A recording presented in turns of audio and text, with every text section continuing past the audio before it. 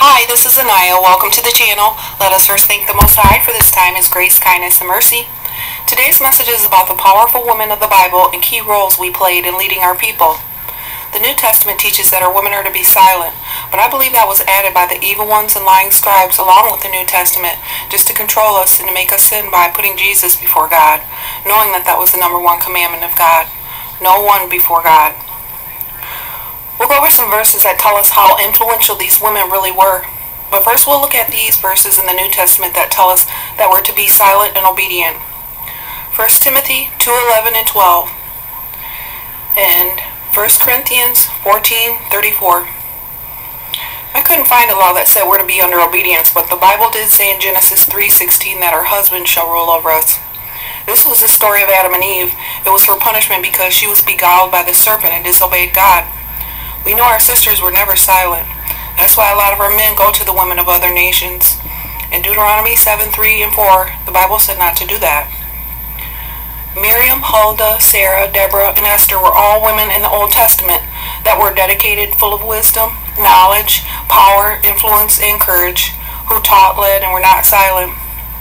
These are a few verses talking about the powerful daughters of Zion.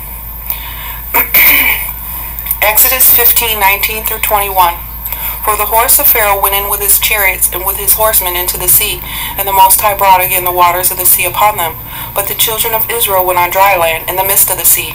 And Miriam the prophetess, the sister of Aaron, took a timbrel in her hand, and all the women went out after her with timbrels and with dances. And Miriam answered them, Sing ye to the Most High, for he hath triumphed gloriously. The horse and his rider hath he thrown into the sea. Numbers 12:1 through 15. And Miriam and Aaron spake against Moses because of the Ethiopian woman whom he had married, for he had married an Ethiopian woman. And they said, Hath the Most High indeed spoken only by Moses? Hath he not spoken also by us? And the Most High heard it. Now the man Moses was very meek above all the men which were upon the face of the earth. And the Most High spake suddenly unto Moses, and unto Aaron, and unto Miriam. Come out, ye three, unto the tabernacle of the congregation. And they three came out, and the Most High came down in the pillar of the cloud, and stood in the door of the tabernacle, and called Aaron and Miriam. And they both came forth, and he said, Hear now my words. If there be a prophet among you, I, the Most High, will make myself known unto him in a vision, and will speak unto him in a dream. My servant Moses is not so, who is faithful in all mine house. With him will I speak mouth to mouth, even apparently, and not in dark speeches. And the similitude of the Most High shall he behold. Wherein were you not afraid to speak against my servant Moses? And the anger of the Most High was kindled against them, and he departed, and the cloud departed from off the tabernacle. And behold, Miriam became leprous, white as snow. And Aaron looked upon Miriam, and behold, she was leprous. And Aaron said unto Moses, Alas, my Lord, I beseech thee, lay not the sin upon us wherein we have done foolishly, and wherein we have sinned. Let her not be as one dead, of whom the flesh is half consumed when he cometh out of his mother's womb. And Moses cried unto the Most High, saying, Heal her now, O God, I beseech thee.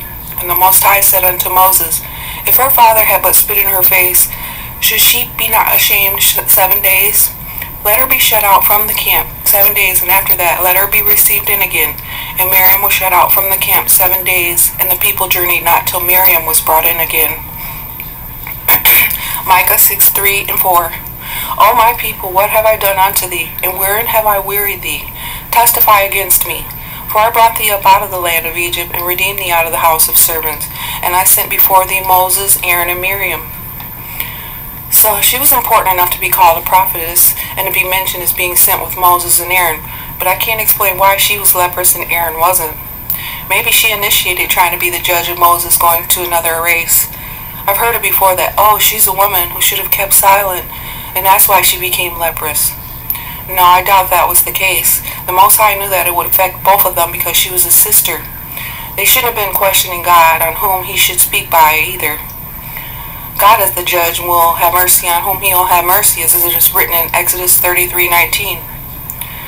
Through all of their praying for her and separation, the Most High did allow her back. Next, we'll talk about Huldah. She's not very recognized in the Bible, but she's there in the Old Testament warning our people about our sins and God's wrath. 2 Kings 22:14 through 20. So Hilkiah the priest, and Ahikam, and Akbar, and Shaphan, and Asahiah went unto Huldah the prophetess, the wife of Shallum, the son of Tikvah, and the son of Harhas, keeper of the wardrobe. Now she dwelt in Jerusalem in the college, and they communed with her. And she said unto them, Thus saith the Most High God of Israel, Tell the man that sent you to me, Thus saith the Most High, Behold, I will bring evil upon this place and upon the inhabitants thereof, even all the words of the book which the king of Judah had read. Because they have forsaken me, and have burned incense unto other gods, that they might provoke me to anger with all the works of their hands. Therefore my wrath shall be kindled against this place, and shall not be quenched. But to the king of Judah, which sent you to inquire of the Most High, thus shall ye say to him, Thus saith the Most High God of Israel, as touching the words which thou hast heard, because thine heart was tender, and thou hast humbled thyself before the Most High, when thou heardest what I spake against this place, and against the inhabitants thereof, that they should become a desolation and a curse, and hast rent thy clothes, and wept before me. I also have heard thee, saith the Most High. Behold, therefore, I will gather thee unto thy fathers, and thou shalt be gathered into thy grave in peace, and thine eyes shall not see all the evil which I will bring upon this place. And they brought the king word again.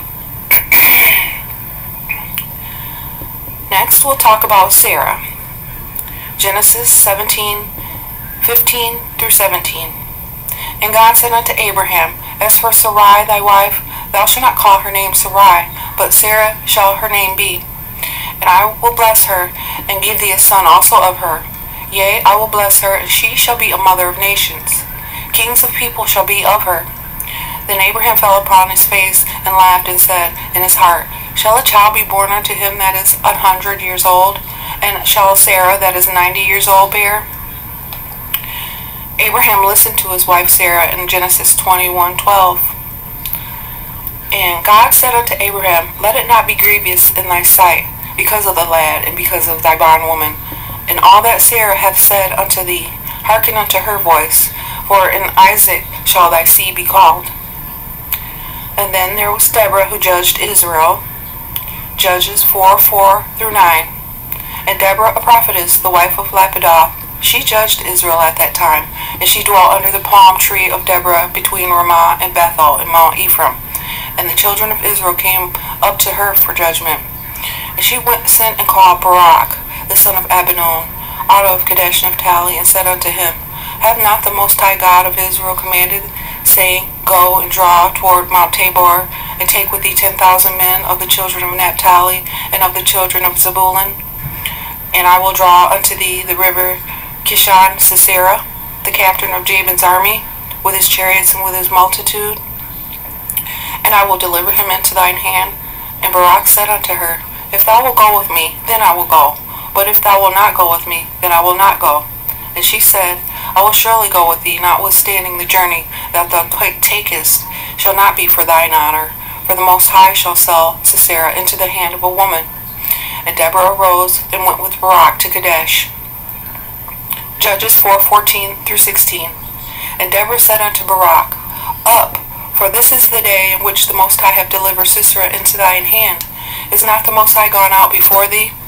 So Barak went down from Mount Tabor, and 10,000 men after him.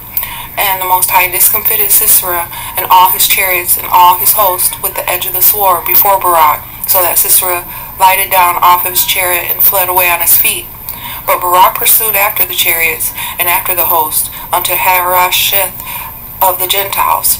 And all the host of Sisera fell upon the edge of the sword, and there was not a man left. Judges 4:17. Howbeit Sisera fled away on his feet to the tent of Jael, the wife of Heber the Kenite, for there was peace between Jabin the king of Hazor and the house of Heber the Kenite. She promised to hide him and gave him milk to drink, but then as he hid, she killed him by hammering a nail into his temples. She then went out to meet Barak to tell him that the man that he was looking for was in there dead. So this was a Canaanite woman killing for Israel. That must have been some influence that we had. This is a story of Hadassah, or Queen Esther, as she is more commonly known. She became queen in Persia and saved her people from the evil plan by her enemies to exterminate us. She convinced the king that it was her people whom his officers devised the wicked plan against. So the king reversed the former decree onto the exact people who were to destroy us. This is the story of Purim in the book of Esther. Esther 4:8. Also he gave him the copy of the writing of the decree that was given at Shushan to destroy them, to show it unto Esther, and to declare it unto her, and to charge her that she should go in unto the king to make supplication unto him, and to make request before him for her people. Esther 7:1-10. So the king and Haman came to the banquet with Esther the queen. And the king said again unto Esther on the second day at the banquet of wine, What is thy petition, Queen Esther? And it shall be granted thee. What is thy request? And it shall be performed, even to the half of the kingdom. Then Esther the queen answered and said, If I have found favor in thy sight, O king, and if it please the king, let my life be given me at my petition, and my people at my request. For we are sold, I and my people, to be destroyed, to be slain, and to perish. But if we had been sold for bondmen and bondwomen, I had held my tongue, although the enemy could not countervail the king's damage. Then the king Ahasuerus answered and said unto Esther the queen, Who is he, and where is he, that durst presume in his heart to do so? And Esther said, The adversary and the enemy is this wicked Haman. Then Haman was afraid before the king and queen. And the king, rising from the banquet of wine in his wrath, went into the palace garden. And Haman stood up to make request for his life to Esther the queen, for he saw that there was evil determined against him by the king. Then the king returned out of the palace garden into the place of the banquet of wine. And Haman was fallen upon the bed wherein Esther was. Then said the king, Will he force the queen also before me in this house? As the word went out of the king's mouth, they covered Haman's face. And Harbona, one of the chamberlains, said before the king, Behold, also the gallows 50 cubits high, which Haman had made for Mordecai, who had spoken good for the king, standeth in the house of Haman. And then the king said, Hang him thereon. So they hanged Haman on the gallows that he had prepared for Mordecai. Then was the king's wrath pacified. So, daughters of Zion, know that you're important. Know that you're needed and can make a difference. When they tell us that we must remain silent and not teach, just know that it was written into the New Testament as a lie to oppress us, even as those in power and those seeking power do to us today. Do we need men? Of course we do. Can we learn from them? We certainly do every day. This is just to let our sisters know that we can be used as our brothers are by the Most High to lead and spread the knowledge of truth. So, that'll be all for now. Thank you for listening. May the Most High forgive, heal, guide, protect the true seeds, the true in faith, and our loved ones. May He also show us grace, kindness, and mercy. All praises to the Most High alone. Shalom.